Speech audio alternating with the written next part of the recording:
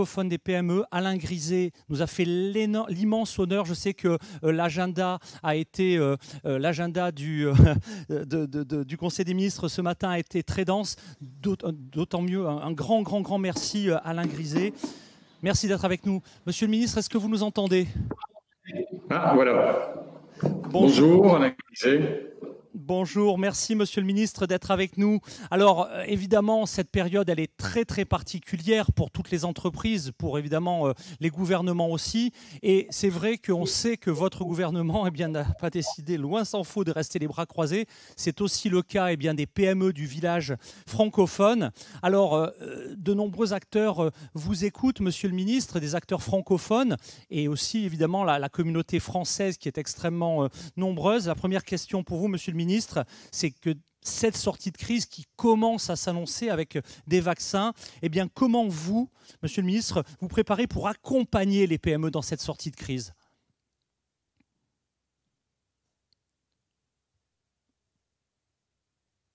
Du Québec, et puis vous dire le plaisir qui est le mien d'être aujourd'hui participant de cette importante manifestation. On avait évoqué ça avec monsieur le maire de Nevers lorsque je m'étais rendu dans sa ville, et j'ai tout de suite dit que c'était avec plaisir que, si mon agenda le permettait, je participerais. Bon, j'ai la chance de devoir être à l'Élysée à 14h45, donc je ne pourrais pas rester trop longtemps, mais merci de m'accueillir. Alors effectivement, nous vivons dans le monde entier une situation économique qui est dictée par la situation sanitaire. Nous menons tous ce combat indispensable contre le virus. Et la France, sous l'autorité du président de la République et du Premier ministre, ont décidé depuis le mois de mars de tout faire pour à la fois contenir ce virus, mais aussi pour permettre à l'économie de tenir, pour permettre aux chefs d'entreprise d'être accompagnés. Et donc, nous avons mis en place des outils extrêmement puissants, les prêts garantis par l'État. Plus de 650 000 entreprises en ont bénéficié pour 135 milliards d'euros. Le Fonds de solidarité, formidable outil qui permet aux plus fragiles d'être accompagnés. Le Fonds de solidarité, c'est du mois de mars au mois de décembre, plus de 12 milliards qui ont été mis à disposition des entreprises. 1 700 000 entreprises accompagnées. L'activité partielle, le chômage partiel, qui a permis de garantir aux salariés leur pouvoir d'achat, mais aussi de permettre aux entreprises de pouvoir garder des compétences, ce qui est extrêmement important. Et puis, tout ce qui concerne les cotisations sociales. Vous savez qu'en France, on a la chance d'avoir une protection sociale qui d'ailleurs fait aujourd'hui, naturellement, un effet extrêmement important sur le maintien de beaucoup d'hommes et de femmes, mais cette protection sociale, avec ce coût que ça a, exonération pour ceux qui étaient fermés et report de cotisation sociale. Puis en parallèle, nous souhaitons préparer l'avenir avec un plan de relance de 100 milliards. Dans ce plan de relance, il y a 40 milliards qui sont fléchés pour les PLME et les TPE. Il y a naturellement des montants très importants, par exemple, sur la rénovation énergétique, plus de 7 milliards. Et il y a aussi 8 milliards spécifiquement sur les compétences permettant aux jeunes, mais quelquefois aux moins jeunes qui doivent se reconvertir, de pouvoir avoir les compétences pour affronter le monde de demain, pour pouvoir y participer, et en particulier dans toutes les évolutions extrêmement importantes sur le numérique qui sont une chance pour, je pense, l'avenir, pour trouver de nouveaux clients, pour créer de nouveaux jobs et pour pouvoir développer les affaires, et puis aussi pour avoir cette chance de communication avec le monde. Et je suis heureux de ce que vous organisez au niveau des villages francophones, qui montre que maintenant, malgré cette crise sanitaire, nous avons l'occasion de travailler ensemble grâce aux nouvelles technologies. Alors oui, c'est vrai que vous avez prononcé un autre mot-clé. Justement, Monsieur le ministre, je connais votre engagement pour nos PME, et c'est vrai que de nombreuses PME aujourd'hui dans le digital, on a quelques géants, mais le gros des acteurs digitaux sont des PME. Moi, j'ai l'honneur de vous présenter un de nos champions, alors avec Eric du magazine Planète Robot, et donc je vous laisse aller en 10 secondes vous présenter au ministre. Je vous présente Buddy, qui vous accueille également, Monsieur le ministre. Je ne sais pas si vous l'apercevez sur votre écran. Alors Buddy, en 10 secondes, c'est qui ?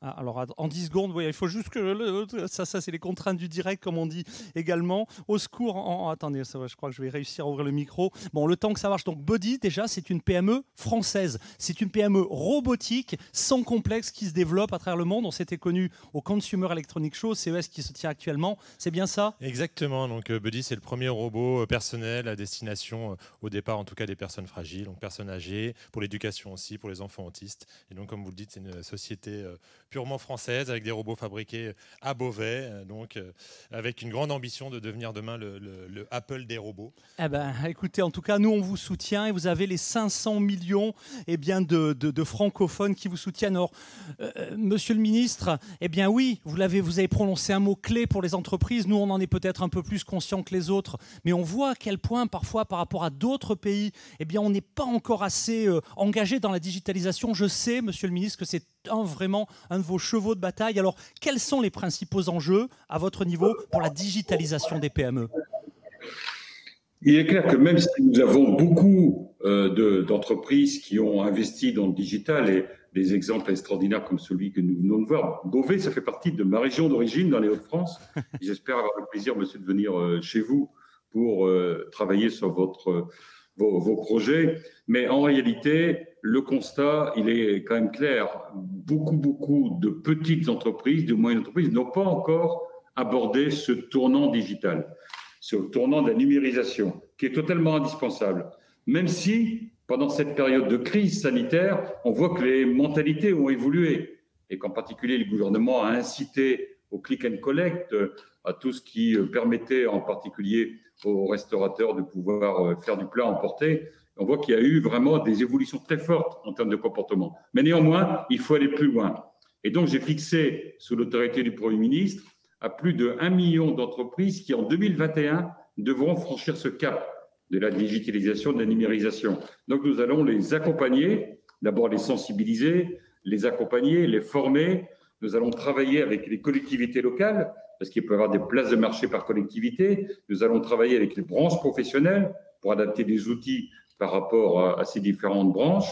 Et l'objectif réellement est non seulement de rattraper notre retard, mais aussi de faire la France un des pays dans lequel les TPE et les PME seront le plus avancés dans ces domaines-là. C'est à la fois dans leur gestion d'entreprise, dans leur relation avec l'administration, dans la recherche de nouveaux clients, de façon à pouvoir à la fois avoir une activité de commerce physique, d'activité physique dans les territoires, mais aussi développer son business grâce aux nouvelles technologies. Eh bien, écoutez, merci, parce qu'évidemment, on a besoin évidemment de cette impulsion, on a besoin, monsieur le ministre, de toutes ces bonnes énergies, de toutes ces ressources pour développer notre industrie du digital, mais aussi évidemment pour que le digital rayonne dans tous les domaines. Alors, le troisième levier, monsieur le ministre, il est au cœur évidemment de toutes les valeurs du village francophone. C'est l'internationalisation. Vous le savez, nous, au village francophone, c'est 500 millions d'habitants. On considère qu'ils sont clés. On ne sait pas assez vite accélérer les technologies françaises, belges, québécoises. Toute l'Afrique francophone qui actuellement produit des innovations. On sera dans quelques minutes avec Kinshasa, où là aussi les startups vont bon train. Mais entre francophones, on ne sait pas assez développer vite et bien de manière fluide nos technologies, alors qu'évidemment nos cousins américains ou des marchés géants comme la Chine, de par l'homogénéité de leur langue, vont plus vite. C'est un de nos chevaux de bataille, mais je sais, monsieur le ministre, que c'est aussi un des vôtres. Alors, l'internationalisation sera un des leviers pour la reprise d'activité. Concrètement, monsieur le ministre, quels accompagnements à l'international préparez-vous pour les PME françaises? Et je sais que d'autres ministres de la francophonie suivent nos travaux, donc on verra évidemment la dynamique, mais je sais qu'en France, on n'a vraiment pas à rougir du dispositif qui est mis en place. J'ai d'excellents souvenirs, puisque j'étais allé il y a quelques années avec le président Sarkozy, justement, au cours d'une journée de la francophonie passée par Québec, où on avait signé à l'époque, avec nos amis québécois, la possibilité d'avoir de la reconnaissance des qualifications entre Québec et la France sur certains métiers. Donc, c'est quelque chose d'extrêmement important qu'on puisse bénéficier de ces 500 millions de francophones, qu'on puisse avoir, parce qu'on a des valeurs que nous partageons, un marché qui soit beaucoup plus large.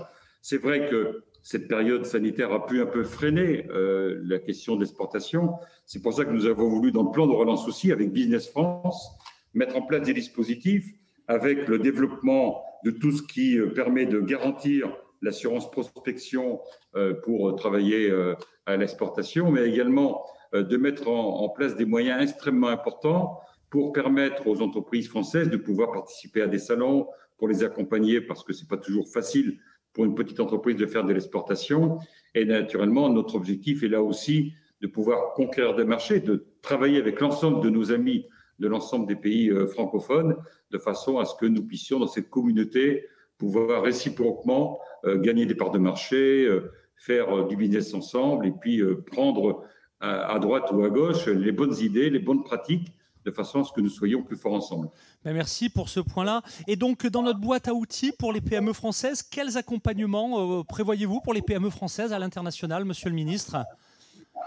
Il y a l'assurance export, il y a la possibilité pour Business France d'accompagner les entreprises, par exemple, dans les salons. En gros, pour une petite entreprise, ça ne va rien coûter que d'aller faire un salon à l'exportation. Et puis, tout ce qui concerne la formation et l'accompagnement pour leur permettre, quand on a une petite entreprise avec 3, 4, 10 salariés, c'est jamais très facile de travailler à l'export. Et donc, on va mettre en place, et d'ailleurs, en particulier, on va beaucoup développer les VIE, les volontaires internationaux à l'exportation, qui permettent, en étant sur place, de pouvoir trouver des marchés et accompagner les entreprises. Monsieur le ministre, je sais que votre agenda est extrêmement contraint. Vraiment, merci pour ce témoignage. Vous dire aussi, puisque nous accompagnons, vous le savez, chaque année, des centaines et des centaines de Français pour rencontrer d'autres francophones. Entre francophones, aller voir les anglophones, les lusophones, les hispanophones, et essayer de créer cette fluidité, notamment pour faire le poids.